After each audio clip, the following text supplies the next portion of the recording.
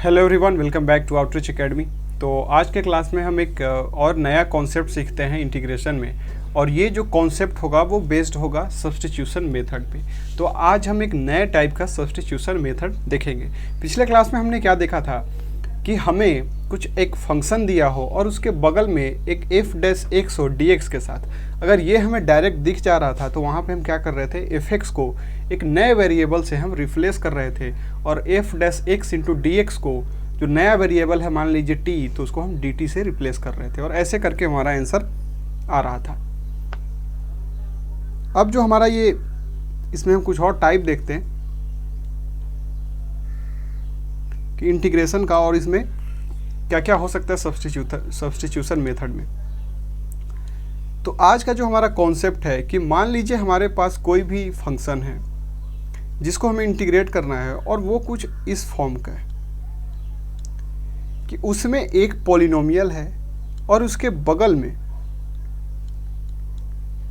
x plus b to the power n का term है। ठीक, अगर इस टाइप का अगर फॉर्म हो जहां पे n क्या हो सकता है, n कुछ भी हो सकता है, n can be any real number. ठीक है, मतलब ये इंटीजर भी हो सकता है, फ्रैक्शन भी हो सकता है, कुछ भी हो सकता है। तो कोई भी अगर रियल नंबर होगा n, तो फिर इसका इंटीग्रेशन हम इजीली सॉल्व कर सकते हैं। तो इसमें हमें सबसे पहले क्या फाइंड आउट करना पड़ेगा, एक px, और px क्या है, एक पोलिनोमियल है। और उसके साथ में देखिए ये लीनियर है, ये कोई और फंक्शन नहीं हो सकता। यहाँ क्वाड्रेटिक, क्यूबिक या बाई क्वाड्रेटिक या हायर डिग्री यहाँ पे पोलिनोमियल नहीं हो सकता। यहाँ पे बस लीनियर होगा और उसके पावर कुछ भी हो सकता है, कोई भी एक रियल नंबर होगा। ठीक है, और आई होप आपको पोलिनोमियल का मतलब पता होगा कि पोलिनोमियल क्या होता है। अगर नहीं पता है तो मैं थोड़ा एक बार रिकैप कर दूँ कि जो पोलिनोमियल होता है उसको हम इस फॉर्म में लिख सकते हैं, सो ऑन, ये कांस्टेंट तक, जहाँ पे n क्या होगा, n minus one, n minus two, और यहाँ तक ये सारे क्या होंगे, आपके पॉजिटिव इंटीजर्स होंगे। कहने का मतलब कि अगर कोई भी अगर फंक्शन आपको दिख रहा है x का, वो इस फॉर्म में है, मतलब कुछ उसका कोफिशिएंट है और x के पावर कुछ है, सिर्फ x के पावर के टर्म में कुछ मिले, और जो x का पावर होगा वो सिर्फ क्या होना चाहिए, पॉजिटिव इंटीजर होना चाहिए, तभी उसको क्या बोलेंगे, पोलिनोमियल बोलेंगे। और इसका डिग्री क्या होगा, जो हाईएस्ट पावर होगा वो इसका क्या हो जाएगा, डिग्री। जैसे कि मान लीजिए हम देखते हैं x to the power cube plus x square plus 2x plus 1। अब ये आपको दिख रहा होगा इस फॉर्म में है एक्स क्यूब, और इसका कोफिशिएंट कितना है 1, एक्स स्क्वायर कोफिशिएंट कितना है 1, एक्स कोफिशिएंट कितना है 2, और ये कांस्टेंट। तो यहाँ पे आपको दिख रहा होगा कि x का जितना पावर है सब क्या है, पॉजिटिव इंटीजर है। तो ये क्या होगा, हमारा पोलिनोमियल होगा। और इसका डिग्री कितना होगा, डिग्री 3 होगा। क्यों, क्योंकि हाईएस्ट पावर जो है वो x का वो कितना है, 3 है। उसी तरीके से अगर हम यहाँ देखें 3/2 प्लस 5x प्लस 6, अब ये पोलिनोमियल नहीं होगा, क्योंकि x का जो पावर है वो क्या है, x का जो पावर है वो इंटीजर नहीं है, पॉजिटिव इंटीजर नहीं है, तो इसीलिए इसको हम पोलिनोमियल नहीं मानेंगे। उसी तरीके से इसको देखते हैं x cube plus x square plus 6 upon 6। अब इसको आप क्या लिख सकते हैं, 6। अब यहाँ भी देखिए जो x का पावर है वो क्या है, निगेटिव इंटीजर आ रहा है, तो इस केस में इनको हम पोलिनोमियल नहीं मानेंगे। तो पोलिनोमियल आई होप आपको क्लियर हो गया। आपको क्या देखना है कि x का फंक्शन होगा और जो x के ऊपर पावर होगा वो क्या होगा, एक पॉजिटिव इंटीजर होगा, तभी उसको हम क्या बोलेंगे, पोलिनोमियल मानेंगे। तो अगर पोलिनोमियल हो और उसके बगल में अगर मल्टीप्लिकेशन हो x प्लस बी का फॉर्म, और उसके पावर n कुछ भी हो सकता है, कोई भी रियल नंबर हो सकता है, तो फिर इसका हम इंटीग्रेशन कैसे सॉल्व करते हैं। तो चलिए एक एग्जांपल लेते हैं और उसके थ्रू हम देखेंगे, तब आपको एक क्लैरिटी मिलेगा।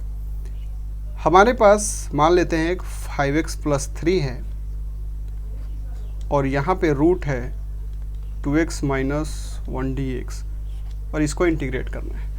अब बताइए यहाँ पे आपको दिख रहा है ये पोलिनोमियल दिख रहा है कि नहीं, ये आपको दिख रहा होगा डिग्री 1 का ये पोलिनोमियल है, क्योंकि x का ये फंक्शन है और x के ऊपर जो भी पावर है वो सब क्या है, पॉजिटिव है। यहाँ पे एक ही पावर है 1, तो 1 क्या है, पॉजिटिव इंटीजर है, तो इसका डिग्री 1 होगा और ये एक पोलिनोमियल होगा। साथ ही साथ हम यहाँ पे आपको एक लीनियर फंक्शन दिख रहा है एक्स प्लस बी का फॉर्म, जहाँ पे ए का वैल्यू कितना है 2 और बी कितना है -1 और एन कितना है यहाँ पे 1/2, क्योंकि इसको हम ऐसे भी तो लिख सकते थे। तो एन का वैल्यू यहाँ पे क्या हो गया 1/2।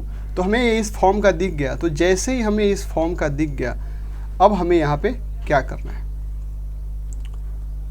तो अब देखिए हम इसको कैसे सॉल्व करते हैं।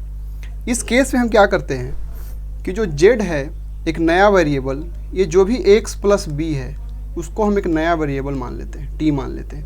यानी कि x प्लस बी को हम क्या मान लेते हैं, एक नया वेरिएबल t मान लेते हैं।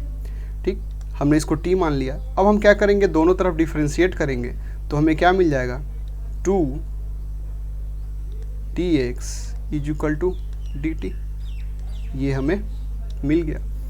और इसको हम क्या करेंगे, px को लिख लेंगे in the form of t। तो उसके लिए हम क्या करते हैं, x का वैल्यू यहाँ से निकाल लेते हैं। तो x क्या हो जाएगा t + 1/2 और यहाँ पे हम पुट कर देते हैं। तो इसको हम क्या लिख सकते हैं 5t + 1/2 और ये हो जाएगा √t और dx को हम क्या लिख सकते हैं dt/2। अब सारे कांस्टेंट को बाहर लेते हैं तो हम क्या लिख सकते हैं 5/4 और ये हो जाएगा t + 1 √t dt, यानी ये हो गया t√t + √t dt। अब आपको ये दिख रहा होगा कि ये अलजेब्राइक एक्सप्रेशन का हमें क्या करना है, इंटीग्रेशन करना है। तो ये 3/2 + t⁻1/2 dt। अब इसको आपको पता है ये कितना सिंपल होता है इसको सॉल्व करना, ठीक है। तो ऐसे हम इसको कर सकते हैं। अब हम कुछ और क्वेश्चन देखते हैं।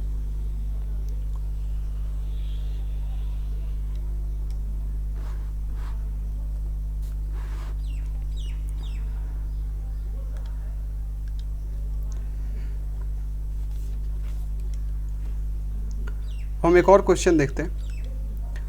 ये जो हमारा क्वेश्चन है x² प्लस आपके पास है 2x + 3 dx, इसको आपको इंटीग्रेट करना है।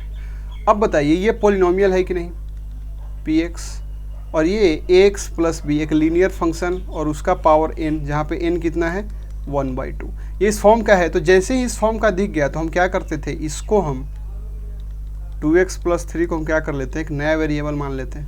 इसको दोनों तरफ हम डिफ्रेंशिएट करेंगे तो हमें मिलेगा 2dx dt। अब इसके बाद हम क्या करते थे, x का वैल्यू यहाँ से निकाल लेते थे। तो x का वैल्यू हो जाएगा t - 3/2 और इसको पुट कर देते थे पोलिनोमियल में। तो ये कितना हो जाएगा t - 3/2 होल स्क्वायर और इसको क्या लिख लेंगे √2 और इसको लिख सकते हैं dt/2। अब इसको आप स्क्वायर कर लीजिए तो कितना हो जाएगा t² + 9 - 60/4 √2 dt/2। कॉन्स्टेंट्स को बाहर लेंगे तो हमें मिल जाएगा t² - 60 + 9 √2 dt।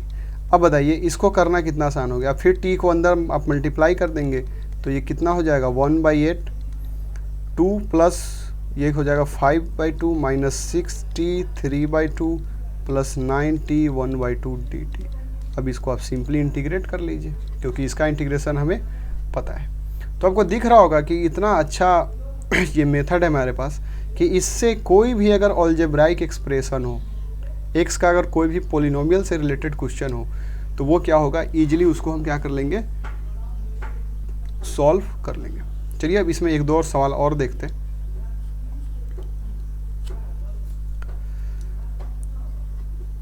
एक और सवाल लेते हैं हम लोग। मान लेते हैं x + 2 / x + 1 स्क्वायर dx। इस क्वेश्चन में आपको दिख रहा होगा कि हमें px फाइंड करना है और ax + b ये फाइंड आउट करना है। अगर ये फाइंड आउट हो गया तो आप इजीली इस सवाल को कर जाएंगे। अब यहाँ पे देखिए, यहाँ भी आपको क्या दिख रहा होगा।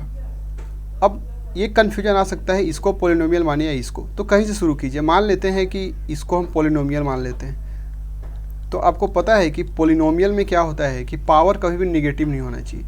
तो इसको अगर ऊपर ले जाते हैं तो इसको हम क्या लिखना पड़ेगा, हमें ऐसे लिखना पड़ेगा, और इसमें पावर क्या आएगा, निगेटिव आएगा। तो इसीलिए ये पोलिनोमियल नहीं हो सकता है। क्योंकि पोलिनोमियल में पावर कभी निगेटिव नहीं हो सकता, इसीलिए नीचे जैसे अगर मान लीजिए इसको आपने ऐसे लिख दिया तो ये पोलिनोमियल का फॉर्म नहीं हो सकता। ये हमेशा न्यूमरेटर में मतलब ऊपर होना चाहिए, तभी ये पोलिनोमियल पॉसिबल है। ठीक है, तो इसीलिए ये पोलिनोमियल नहीं हो सकता। तो पोलिनोमियल हम किसे मानना पड़ेगा, इधर इसे, तो ये हो जाएगा px। और क्या ये लीनियर फॉर्म में है, x+1 ये दिख रहा है लीनियर, और इसका पावर n है जहाँ पे n कितना है -2। तो इस केस में हम क्या करते थे कि हम इस केस में करते थे कि इसके अंदर जो भी होता था उसको t मान लेते थे। तो x+1 को हम मान लेंगे t, तो ये क्या हो जाएगा dx = dt, ये हमें मिल गया। अब यहाँ से हम x का वैल्यू निकाल लेंगे, हमें क्या मिल जाएगा t-1। अब यहाँ पे हम पुट करते हैं, पुट कर देंगे तो हमें क्या मिलेगा,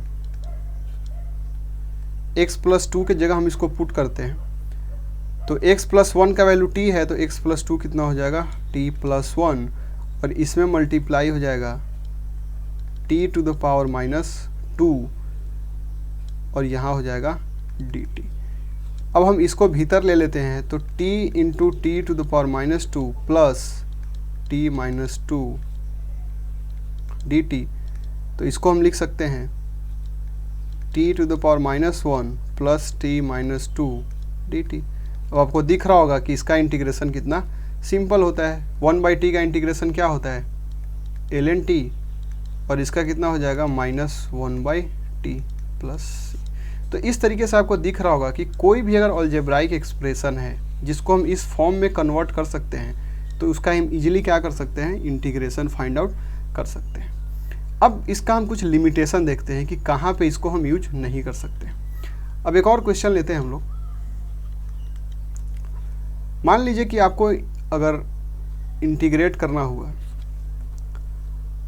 आपको इंटीग्रेट करना है x+5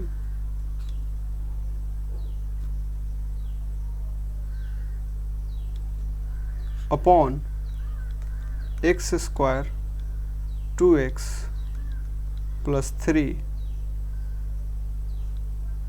टू द पावर 4। अब यहाँ पे देखिए, ये डिनोमिनेटर में है तो इसको तो पोलिनोमियल नहीं मान सकते, ये पोलिनोमियल नहीं है। तो पोलिनोमियल हमें किसे मानना पड़ेगा, इसको। और इसको क्या हमें कौन सा फॉर्म चाहिए, ax + b⁻n, मतलब भीतर में क्या होना चाहिए था, लीनियर होना चाहिए था, लेकिन यहाँ पे लीनियर ना होके क्या है, क्वाड्रेटिक है। अगर इसको हम लीनियर में कन्वर्ट कर पाए तब तो ठीक है, अदरवाइज हम इसका सॉल्यूशन इस मेथड से नहीं निकाल पाएंगे। और इसको हम लीनियर में कब कन्वर्ट कर पाएंगे, जब ये किसी का स्क्वायर होगा। जैसे मान लीजिए अगर ये होता है और इसके पावर 4 होता तो इसको हम क्या लिख सकते थे, x+2 whole square to the power 4, यानी कि इसको हम लिख लेते हैं x+2 टू द पावर 8। तो n हमारा 8 हो जाता और नीचे आ गया लीनियर। लेकिन अगर ये किसी का स्क्वायर नहीं होगा तो फिर यहाँ पे हम कुछ नहीं कर सकते, और इस मेथड से इस क्वेश्चन को हम सॉल्व नहीं कर पाएंगे। तो एक लिमिटेशन ये आपको दिख गया। दूसरा एक और हम लोग सवाल देखते हैं। मान लीजिए हमारे पास एक ये सवाल है, √1 + x अपॉन 1 + x। अब देखिए ये भी कितना आपको सिंपल दिख रहा होगा, लेकिन इसको थोड़ा गौर से देखिए। नीचे वाले को तो पोलिनोमियल नहीं मान सकते क्योंकि ये पोलिनोमियल नहीं हो सकता। अब ऊपर वाले को देखते हैं, क्या ये पोलिनोमियल है, ये भी पोलिनोमियल नहीं है क्योंकि x के पावर में क्या है 1/2 है। और हम लोगों ने क्या सीखा था कि पोलिनोमियल सिर्फ उसी को बोलते हैं जब x का पावर क्या होता है, पॉजिटिव इंटीजर होता है। तो यहाँ पे भी हमारा ये क्या हो रहा है, फेल हो जा रहा है। तो इसीलिए जब भी आप इस सवाल को करें तो आप समझदारी से करें, ऐसा नहीं कि किसी को हमने t मान लिया। इसमें हमेशा आपको क्या करना है, एक पोलिनोमियल ढूंढना है और उसके साथ x + b⁻n। अब n कुछ भी हो सकता है, अगर ये पॉजिटिव होगा तो ऊपर में मिलेगा, और अगर ये निगेटिव होगा तो इसका मतलब ये डिनोमिनेटर में नीचे रहा होगा। तो फिर अगर हमें मिलता है तो इसको हम इजीली कर सकते हैं। कंडीशन ये ध्यान रखना है कि ये पोलिनोमियल होना चाहिए और यहाँ पे भीतर में लीनियर होना चाहिए। इसके अलावा अगर हमें कुछ भी मिलता है तो फिर इसको हम लोग सॉल्व नहीं कर सकते। तो फिर मिलते हैं नेक्स्ट क्लास में एक नए मेथड के साथ। Till then thank you so much.